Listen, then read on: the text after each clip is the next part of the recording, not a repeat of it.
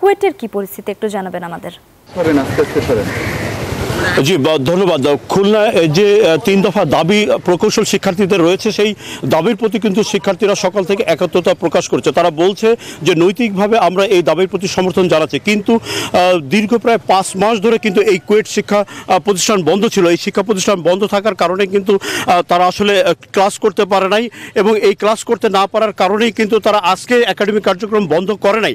তারা বলছেন যে এই দাবির প্রতি তারা নৈতিক সমর্থন জানিয়েছেন, কিন্তু এখনই তারা ক্লাস বর্জনের মতো কর্মসূচিতে তারা যাচ্ছেন। আমরা একজন শিক্ষার্থীর সাথে কথা বলতে চাই যে 3 দফা দাবিতে আজকে কমপ্লিট শাটডাউন, আপনারা কি ক্লাস বর্জন করছেন নাকি এখনো একটু নৈতিক সমর্থন জানিয়েছেন? আমরা আপাতত পুরোপুরি নৈতিক সমর্থন জানিয়েছি। আর ক্লাস বর্জনের বিষয়টাই হয়েছে আমাদের কিছুটা দ্বিধাদ্বন্দ্ব কাজ করছে। এখানে মূলত আমাদের 6 মাস ক্লাস বন্ধ ছিল দীর্ঘদিন বিভিন্ন সমস্যার কারণে। আমরা একাডেমিক্যালি অন্যান্য প্রকৌশল বিশ্ববিদ্যালয়গুলো বুয়েট রুয়েট চুয়েটের তুলনায় অনেক পিছিয়ে আছি।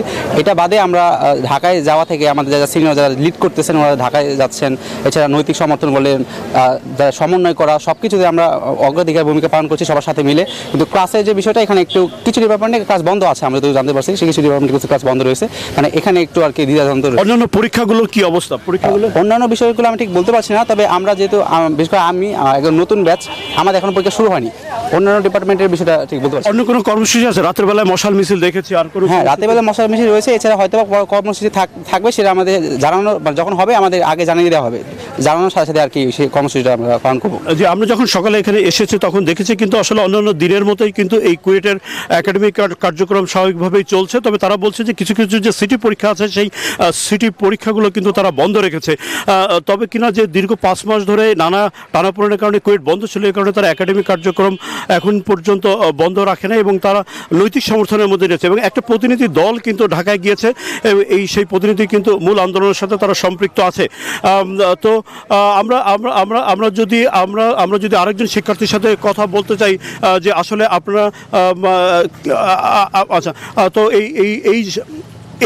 এই ছিল আসলে কুয়েট ক্যাম্পাস থেকে সর্বশেষ। আমরা যাচ্ছি আমাদের আরেকজন সহকর্মী রাজশাহীতে মতিউর মুর্তজার কাছে। মতিউর মুর্তজা, সারা দেশের মতো রাজশাহী প্রকৌশল ও প্রযুক্তি বিশ্ববিদ্যালয়ের শিক্ষার্থীরাও ক্লাস পরীক্ষা বর্জন করে আন্দোলন করছে। তারা বলছে যে তারা শান্তিপূর্ণ কর্মসূচির অংশ হিসাবে তাদের এই আন্দোলন যেন জনদুর্ভোগ না হয় সেজন্য তারা রাস্তায় আজকে নামেননি। আর গতকালকে দুপুর 2টা থেকে ঢাকায় পুলিশি হামলার প্রতিবাদে যে কর্মসূচি, সেই কর্মসূচির অংশ হিসাবে তারা ঢাকা রাজশাহী মহাসড়ক অবরোধ করেছিল।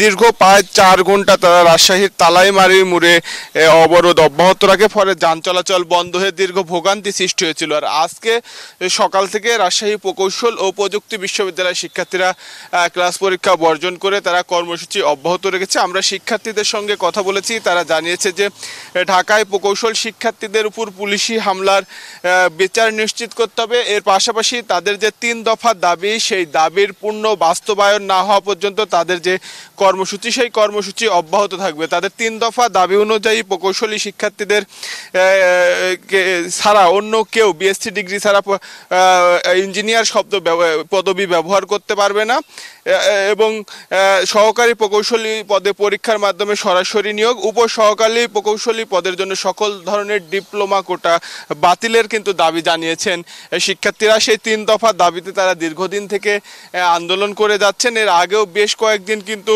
ক্লাস পরীক্ষা বর্জন করেছিলেন রুয়েট শিক্ষার্থীরা। আর আজকে ক্লাস পরীক্ষা বন্ধ রয়েছে। এছাড়া রুয়েট আজকে সাপ্তাহিক ছুটি, যে কারণে এমনিতেও ক্লাস পরীক্ষা অনুষ্ঠিত হচ্ছে না। তবে শিক্ষার্থীরা বলছেন যে ঢাকায় কেন্দ্রীয় কর্মসূচির অংশ হিসেবে তারা সকল কর্মসূচি রাজশাহীতে পালন করছেন। ঢাকা থেকে যখন যে ধরনের কর্মসূচি ঘোষণা করা হবে তারা সেখানে সেই কর্মসূচি পালন করবেন। এর পাশাপাশি পুলিশি হামলার ঘটনায় যে জড়িত যারা রয়েছে তাদের আইনের আওতায় আনা এবং 3 দফা দাবির পূর্ণ বাস্তবায়ন করলেই তারা আন্দোলন প্রত্যাহার করবেন। এই ছিল রাজশাহী প্রকৌশল ও প্রযুক্তি বিশ্ববিদ্যালয় থেকে সর্বশেষ। চট্টগ্রাম থেকে আরও খবর জানাচ্ছেন সহকর্মী জয়।